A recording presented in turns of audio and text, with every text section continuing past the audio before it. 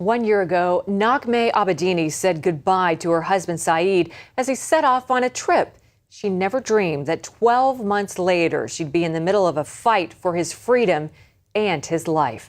Recently, I spoke with Naghmeh about her battle with the government of Iran on CBN 700 Club. But first, here's a look at what she and her family have been through in the past year. Naghmeh Abedini is living a nightmare. Last July, her husband, American pastor Saeed Abedini, was in Iran to help establish an orphanage when he was arrested by Iranian authorities. Then, in January, he was sentenced to 8 years in Iran's infamous Evin prison. His crime? Preaching the gospel. Saeed has endured physical and psychological abuse and has been denied medical treatment. Naghmeh says at times, the strain over the past 12 months has seemed unbearable for her and her 2 young children. The American Center for Law and Justice has been fighting for Saeed's freedom. Naghmeh believes that through prayer, it will be God, not the government, who will free her husband. Tell us the latest on your husband. Has anybody seen him, and how is he holding up?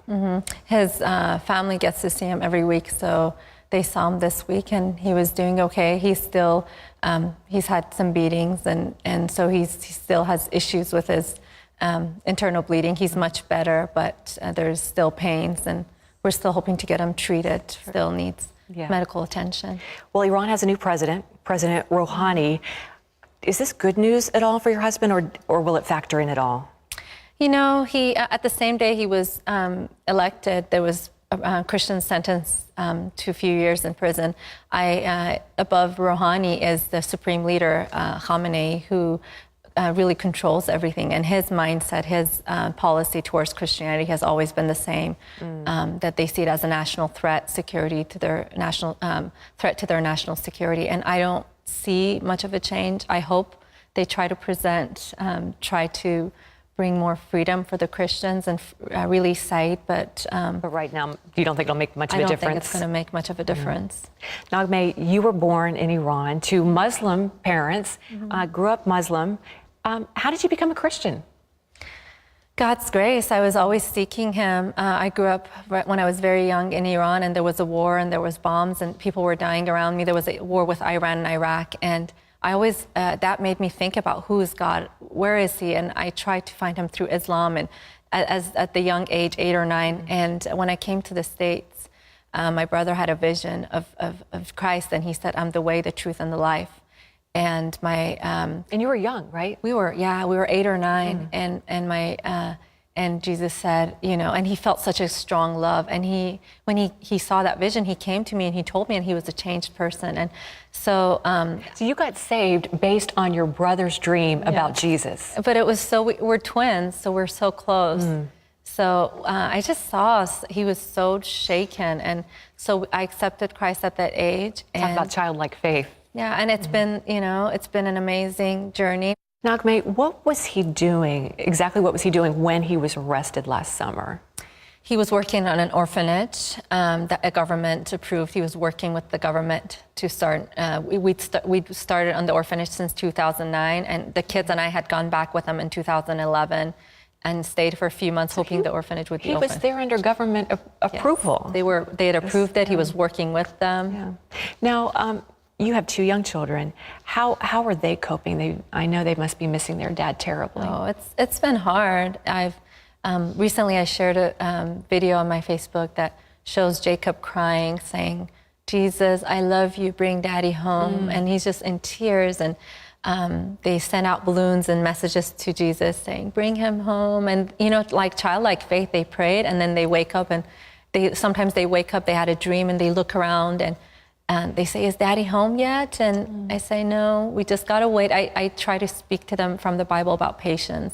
But you believe he will come home? I do. You know, I've had to, like Shadrach, Meshach, and Abednego, I've had to say, I believe God's gonna deliver, but even if He doesn't, He's still a good God. And I've had to really lay it at the altar. I've learned to not control situations or push God for a certain outcome, and just to let go and say, "God, you know, you are a good God. You've been so gracious and kind to us during this time." And whatever the outcome, I do hope he's going to come home, but whatever the outcome, God's still God. And you have been so strong for your kids, but you've just been strong in general. You've been on every TV show. You've been in front of Congress. You've been to the UN, working tirelessly to educate people and to let them know what's happening to your husband. How do you do that? Where do you get the strength? From Christ. I was a crumbling mess, and I found the connection to the vine.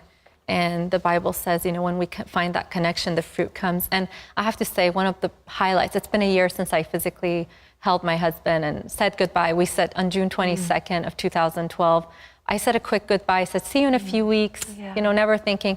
But I look at the year, speaking before the UN, I got to share about Christ. I got to say, Saeed is in prison because he believes Jesus Christ died for the sin of humanity, and whoever believes in him can be reconciled to God. I got to say that in front of 196 countries, and as I was speaking, had earpieces, and it was being translated in their language, and they got to hear. I know the Lord has given me strength to fight for my husband, but also He's given me a platform to share His gospel where the UN might have never had this straightforward message about the gospel. And they were talking about peace and bringing world peace. And I got to share that this is the only way. And at the end of the message, I said, and this is the God of peace you're all looking for.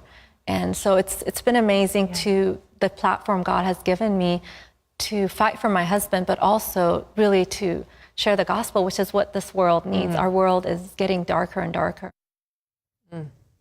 Naghmeh, you are a brave woman, and we're standing with you in prayer, believing that Saeed is coming home sooner rather than later. And we thank you so much for that interview. And you can join the fight to free Saeed Abedini through your prayers, of course, and by signing a petition on the ACLJ website. You can find the link on our site, cbnnews.com.